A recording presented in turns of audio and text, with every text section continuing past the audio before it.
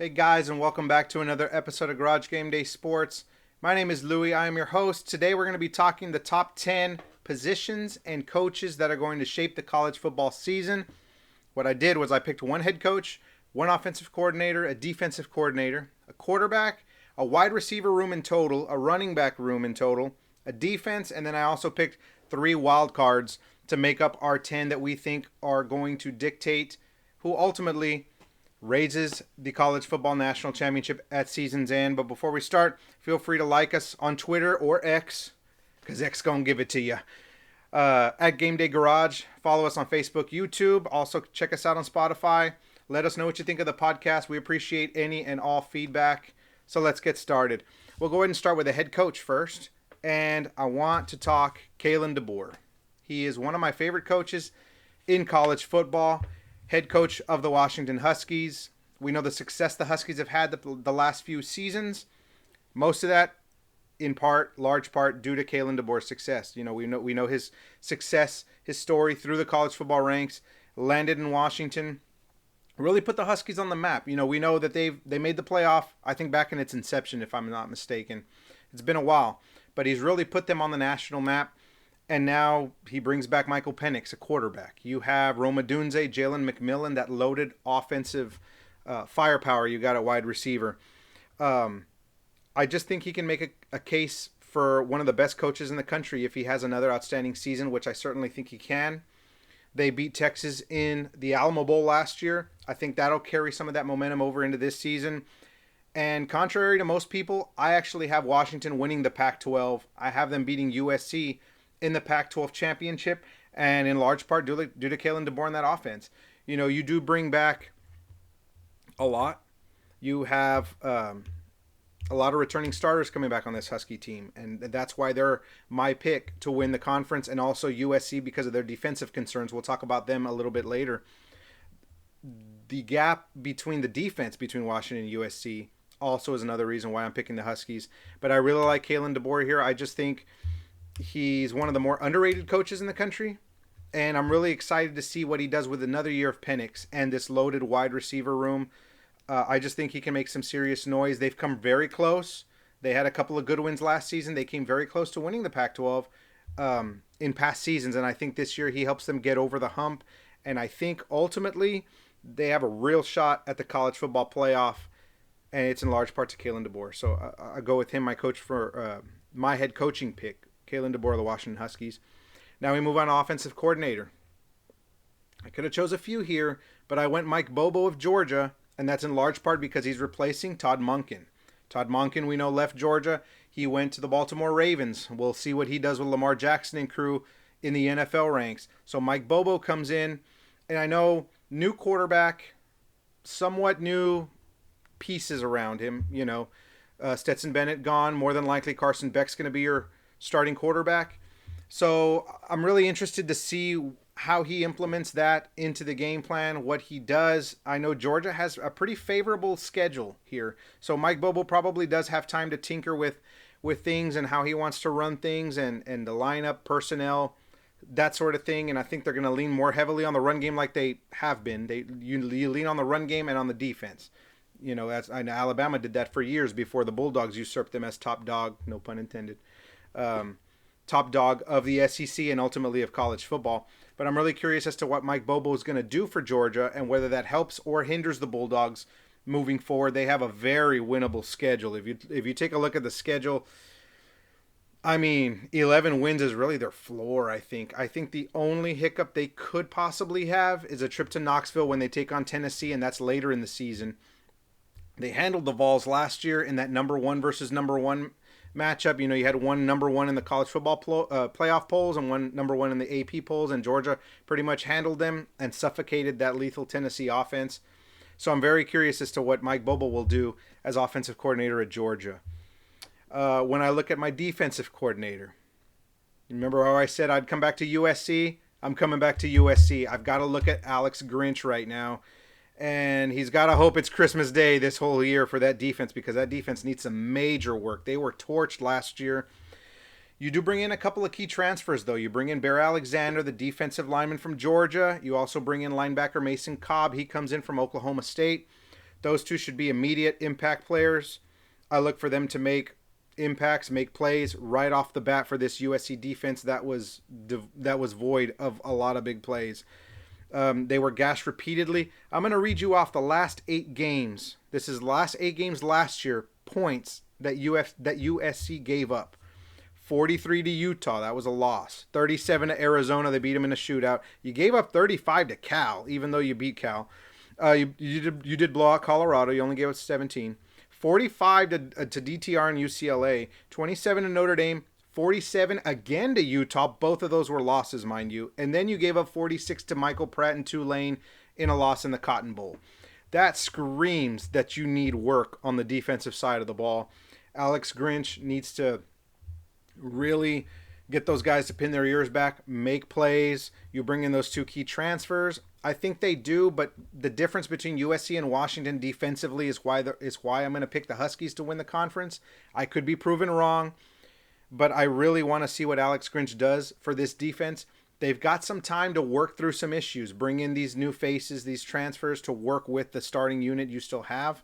They have time to do that, and an early bye as an extra week to prepare, because after that bye, things get rough for the Trojans. Here is the back half of their schedule.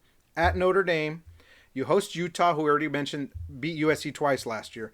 At Cal, that's probably a winnable game. You lump that in there because it's in the middle of everything else. You host Washington, who I was just talking about. You go to the Huskies. At Oregon, and then you host UCLA, which Dante Moore may be setting the world on fire. Who knows, as that freshman quarterback. So that's a really tough slate for USC. So they've got some time to figure it out. But once they hit that back stretch, they better have it figured out, or you're going to have some major issues on the back end with that defense for USC. And if they want to make the college football playoff or even win the Pac-12 championship, they're going to have to shore that up. With the offense with Caleb Williams in tow, that offense is probably not going to need a ton of work. You do bring in a couple of transfers at wide receiver. So I think that side of the ball is going to be okay, but the defense is going to need major work. So Alex Grinch, definitely one to watch out for. Now we're turning to players. I'm looking at quarterback. I could have picked a few here, but I'll give you a hint. Right up there. Texas Longhorn quarterback Quinn Ewers. We saw what Texas was capable of when they faced Alabama. And they lost by a point, and that was with Quinn Ewers missing the majority of that game. And Texas did what Texas does. They play down a competition. They have a lot of mental errors, mental mistakes. They get in their head. They lost a lot of close games last year. They lost to Washington by 1 score. They lost to Texas Tech, I believe, in overtime. They lost to TCU by 7 in Austin. So there was a lot of games that easily could have flipped the other way, and I think that's why Metrics was saying that Texas is still considered a top 15, top 20 team, despite the 4 regular season losses and the 5th loss they picked up against Washington in the Alamo Bowl. They were still projecting as a top 15 or top 20 team because of all those close losses. They didn't get blown out by anybody. So Quinn Ewers, you still have Malik Murphy waiting in the background. You have Arch Manning waiting in the background. Everybody wants Arch to play. I honestly think he's going to be redshirted this year. He probably should, because even if Ewers goes down or there's a performance or injury issue, you have big-armed Malik Murphy that I think could really take off. He performed well in the spring game, and I think that will light a match under Quinn Ewers. He's matured. The mullet's gone. He really seems like he's matured a bit. The game's evolved.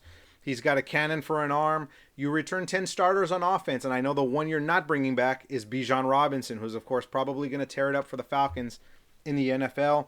You also lose Roshan Johnson, backup running back, who probably could have been running back 1 for a ton of schools. But you have one of the most elite wide receiver rooms in the country. You bring back Jordan Whittington. Of course, you bring back Xavier Worthy. You bring in A.D. Mitchell, a transfer from Georgia. Isaiah Nayor came in last year from Wyoming, but blew out his knee. So this is essentially his first year starting for the Longhorns. You've just got a ton of riches at wide receiver. You've got an experienced offensive line. So the tools are really there for Quinn Ewers to succeed. So I'm really looking forward to see what he does. And if he does perform as well as I think he could, he can very well determine the fate for Coach Sark and possibly up his Heisman Trophy chances. I believe he could be a Heisman Trophy front runner.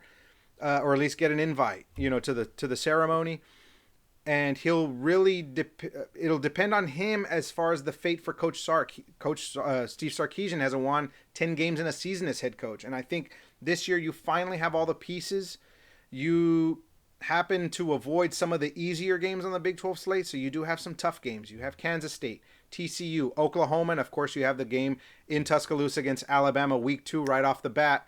So that'll be a real test for the Longhorns. But I think 10 wins is easily attainable here. I think a Big 12 championship is attainable. They should be the favorites because of that offensive and defensive lines. And I think because of the play Quinn Ewers will ultimately have for the Longhorns this season. So Quinn Ewers, my quarterback, one of a few, spoiler alert, to watch. We'll get back to some other quarterbacks. Looking at the wide receiver room, I trekked to Florida State specifically.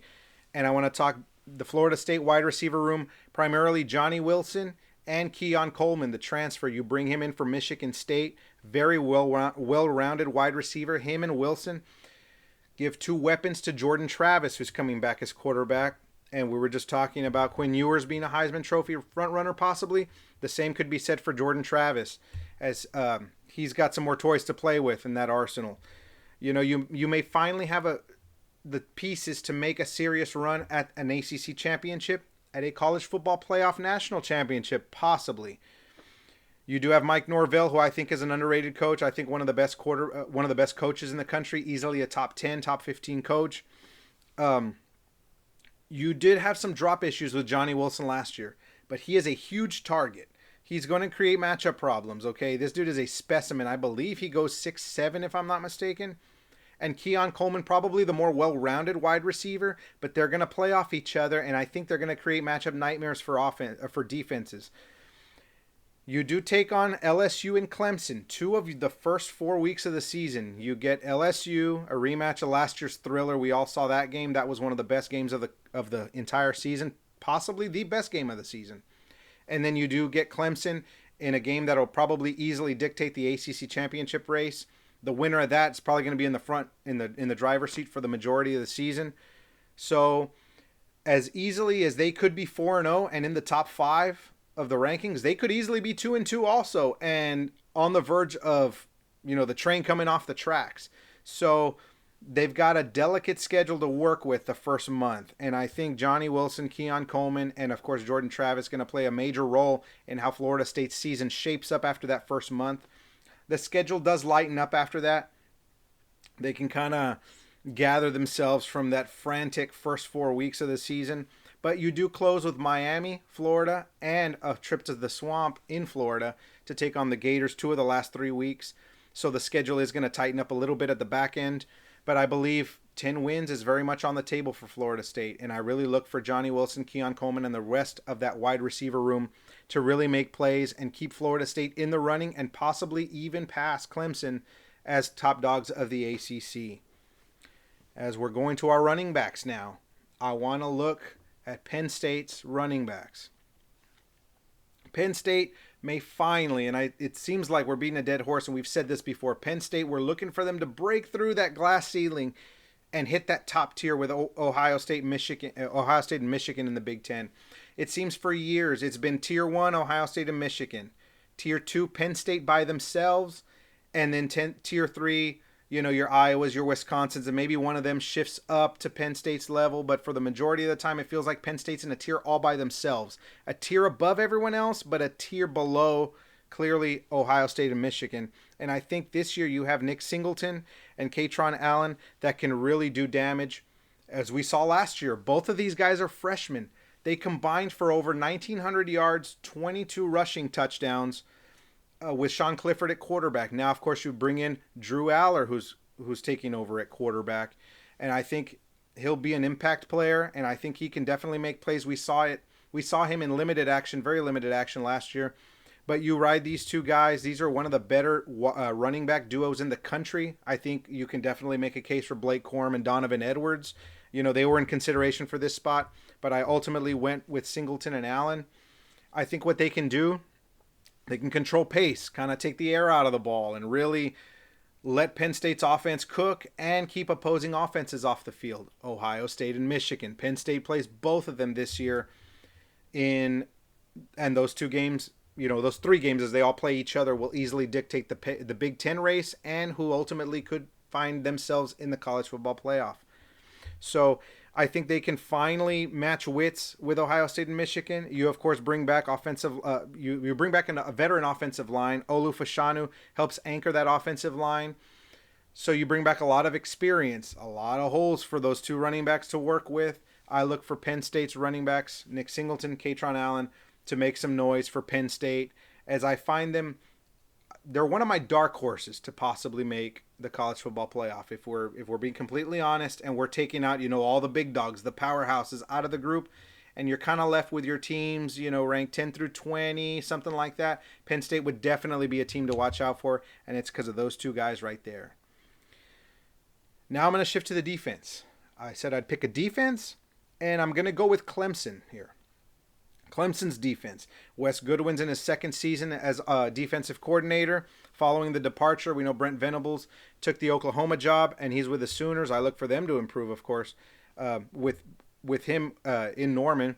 But Wes Goodwin brings back Jeremiah Trotter, Barrett Carter, possibly the best linebacking duo in the country. I look for them to continue to make plays. You, of course, lose Brian Breezy, defensive tackle. He was drafted by the Saints in the first round of the NFL draft, so definitely a huge hole to fill there. But you do have Tyler Davis as defensive tackle. The dude's a stud. I believe he's a graduate. So he's probably in his last year. You look to get a lot of production out of the defensive line, the linebacking core. The secondary does have multiple returning starters back, and you bring in Khalil Barnes, who should be an immediate impact player, the freshman. And, of course, we talked the matchup with Florida State. That should easily dictate the ACC championship. They're getting them in the first month of the season, so we'll see what Clemson does. They also have a matchup against Notre Dame. They want revenge on their mind. Notre Dame handled them pretty easily last year.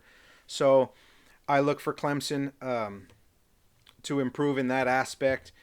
But you do take on a lot of teams in the ACC that should all improve. Florida State's offense, we already talked. They bring in Keon Coleman in addition to those other pieces. They should improve. Miami has to be better.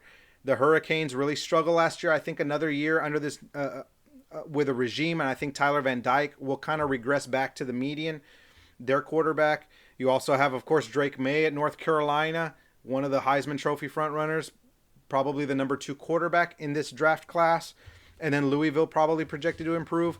So a lot of teams around Clemson are improving. So that defense has to, kind of keep up with the Joneses and make those plays. And I think Clemson and Florida State, I think it's pretty much a 2-horse race, and even Vegas agrees. Those two are by far and away the favorites for the ACC championship. And Clemson, we know their offense will be there. Cade Klubnik's back. Will Shipley, one of the most all-around running backs in the ACC, maybe even in the country. Dude can do it all. So I think the offense is in good hands. You just need to make sure the defense can kind of cross their T's and dot their I's and put a stamp on this season for Clemson. So I look for that defense to make some plays and put the Tigers back in the national championship conversation. Now my 3 wild cards. I covered, our seven positions that we wanted to talk about. Now I've got a few wild cards. I went out and I wanted some group of 5 representation here. I could have gone Michael Pratt from Tulane, quarterback. Maybe Austin Reed from Western Kentucky. He tore it up last year. But I'm going with UTSA quarterback Frank Harris. Dude is in his 7th season, and he has set the Roadrunners on fire. Behind Coach Jeff Traylor. Traylor's done a magnificent job with these guys. 30-10 in 3 seasons as UTSA's head coach, and of course got a big-time extension. So Jeff Traylor, hopefully we see him still in the Roadrunners, with the Roadrunners for years to come. But Frank Harris probably going to go down as the best UTSA player, period. What he did last year, 4,000 passing yards, 600 rushing yards, 41 total touchdowns.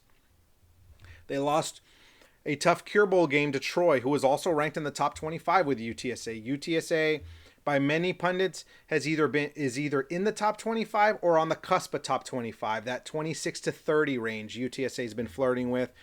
I like them. I personally have them in my top 25, probably at the tail end of it. But the way they've been playing, primarily because of Frank Harris and the coaching of Jeff Traylor. They've done a magnificent job of just retooling. You lost Sincere McCormick a couple of years ago, a stud running back who was doing it all and just putting in crazy, ungodly numbers. You do lose Akari Franklin to the transfer portal. He went to Ole Miss. They're your wide receiver one, but you do bring back a ton of production. You do bring back Josh Cephas leading that unit. The game versus Tulane is going to loom large for the Roadrunners, that possibly for the AAC championship. We know UTSA is the back-to-back Conference USA champs. They take a step up in competition. They move from CUSA to the American Athletic Conference. Now you've got to deal with Tulane.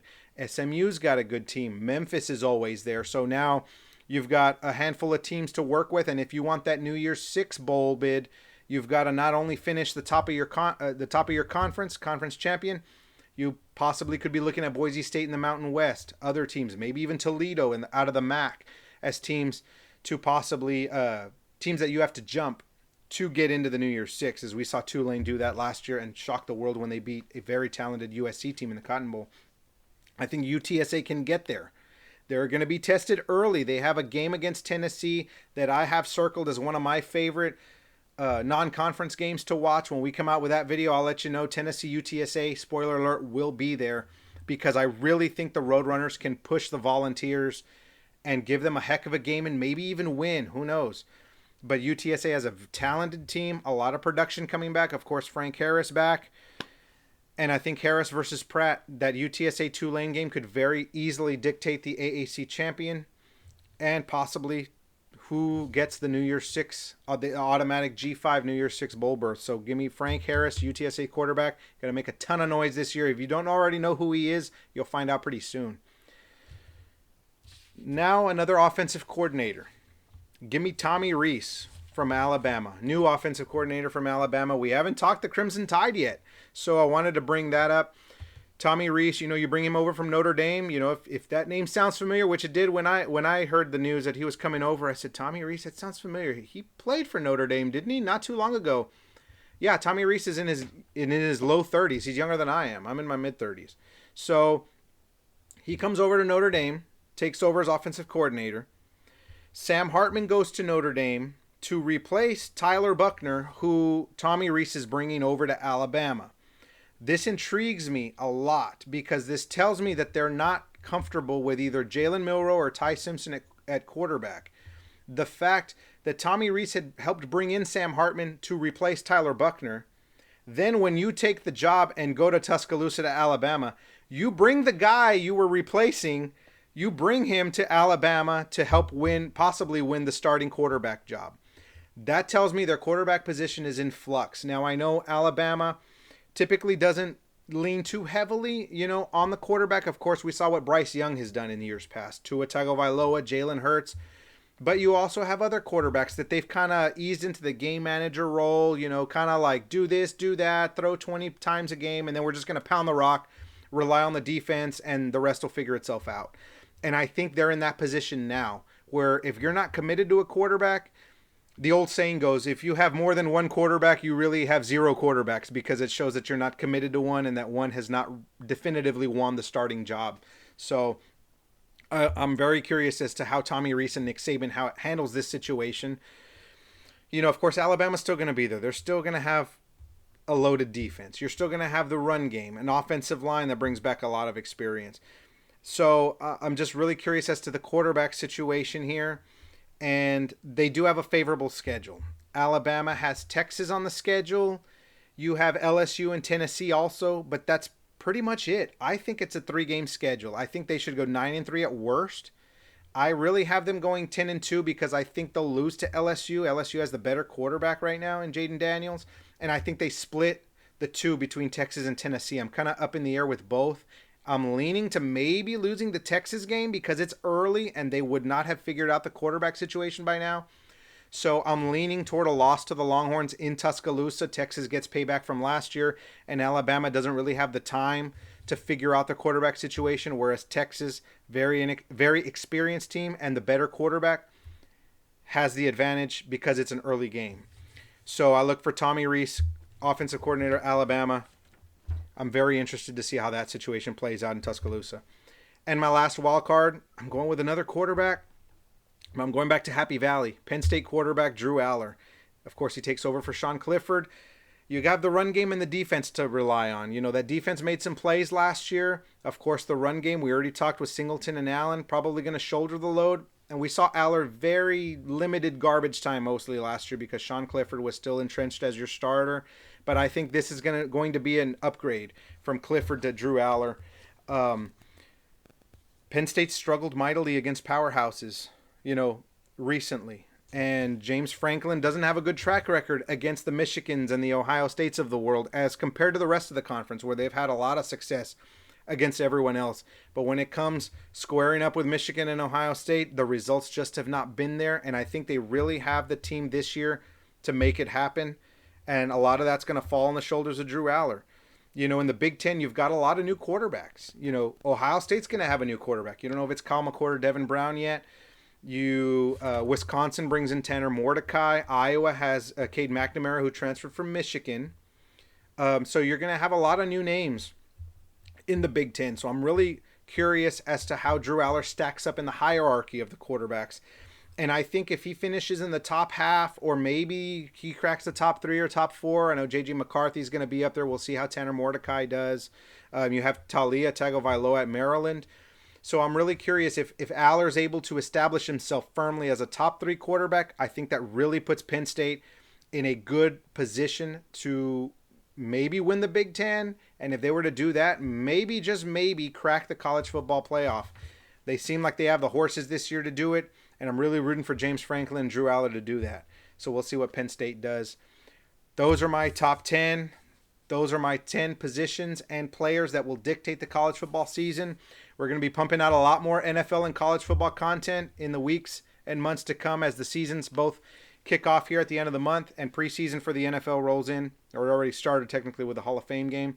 But feel free to like us. My name is Louie. You can find us at Gameday Garage on X or Twitter or whatever you want to call it these days. We're on Facebook, YouTube, Garage Game Day Sports. Feel free, send us a comment. Let us know what you think of the show. We appreciate any and all feedback. We're also on TikTok. Find us on Spotify. We're going to be pumping out a lot of content, so we hope to see you guys there. See you guys next time.